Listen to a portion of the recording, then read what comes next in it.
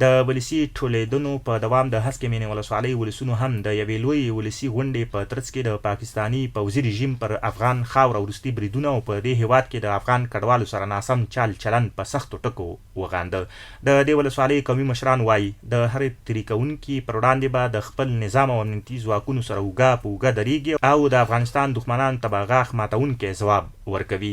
منګه پښتانه یو په وطن هم ځان قربان دی ولو که ټول مروپي هم مرو دي خو د دې وطن د ولیشتې خاورې نه به دفاع کوو او ملاتړ به کوو او زموږ پیغک ده چې جهاد زموږ جاري دی او تر قیامته پورې به جاري. د هسکې مېنې ولسوالۍ قومي مخور همدارنګه وایي د پاکستان پوځي رژیم دی په دغه هېواد کې د افغانانو پر وړاندې له زور زیاتي لاس پر سر او د خپلو غلطو پالیسیو پړه دی پر افغانانو نه ورچوي او کورنۍ ستونزې دی په خپله حل کړي. پاکستان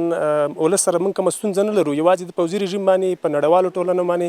په مؤسساتو په ټولو خیریه بنسټونو په ټولو خلکو دغه کوو چې د پاکستان پوځي رژیم دی خپلې ناکامې پالیسۍ د ناکامې پالیسۍ زور دی د افغان کډوالو نه وباسي. لطفا خپلې پالیسۍ د سمې کړي، خپلې کړنې د سمې کړي او افغان کډوال دی په انساني سلوک په بشري رویه باندې خپل هیواد ته راستانه کړي. افغانان هغه څوک دي چې د بل چا په کورنیو چارو کې مداخله کوي، دا د خپل کورنۍ مشکلات دی په خپله د سره کینی په ورورۍ د کینی حل دی کا. دا چې په افغانانو تور لګي دا تورونه دو چټي دي، دا چې په نورو کې لاسونه وهي او هغه د دو کار دی. دوی پر ګاونډیو سیمه ییزو او نړیوالو هېوادونو غږ وکړ چې افغان خاوره به د هېڅ چا پر ضد نه کارول کیږي او ترې غواړي افغانستان کې له بېځایه مداخلو ډډه وکړي. زمونږ یو جوړ او شرعي نظام دی، موږ همدغه نظام غوښته او دا نظام ا.ا.ا که اوس باید چې دا ګاونډیان او یا نور نړیوال په دې کې مداخله ونه کړه او افغانستان اطمینان ورکوو چې د افغانستان د هغه نه به بل ملک ته ضرر نه رسېږي او نه به د جنګ لیوال یو نه د جنګ طرفدار یو.